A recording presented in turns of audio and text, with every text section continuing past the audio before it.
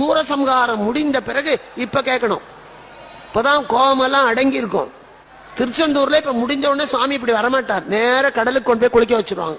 முருகனுடைய தான் நாமளும் குளிப்போம். முடியாதவங்க வெளியே வந்து தண்ணி தெளிச்சுக்கலாம். அந்த குளிச்சுட்டு வருவான் பாருங்க அந்த ஜெகத் ஜோதியா, அப்ப பார்க்கணும், அந்த அழகே வேறையா இருக்கும். சூரனை சம்ஹாரம் பண்ண போறபோது அந்த முருகன் முகத்துல ஒரு கோபம் இருக்கும். இதெல்லாம் உத்து பார்க்கணும், பார்த்தா தெரியும். கோபத்தோட போவான். சம்ஹாரம் முடிந்து கடல்ல குளிச்சுட்டு ஜிகுஜிகுன்னு இழுத்து தூக்கிட்டு வருவாங்க வேகமா.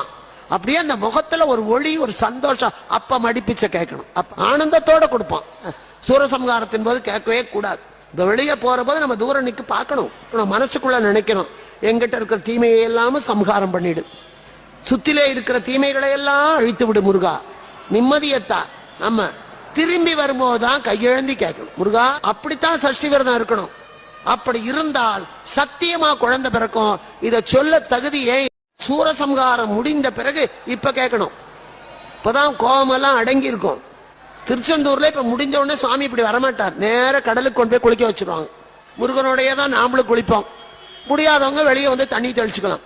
அந்த குளிச்சுட்டு வருவான் பாருங்க அந்த ஜெகத் ஜோதியா, அப்ப பார்க்கணும், அந்த அழகே வேறையா இருக்கும். சூரனை சம்ஹாரம் பண்ண போறபோது அந்த முருகன் முகத்துல ஒரு கோபம் இருக்கும். இதெல்லாம் உத்து பார்க்கணும், பார்த்தா தெரியும். கோபத்தோட போவான்.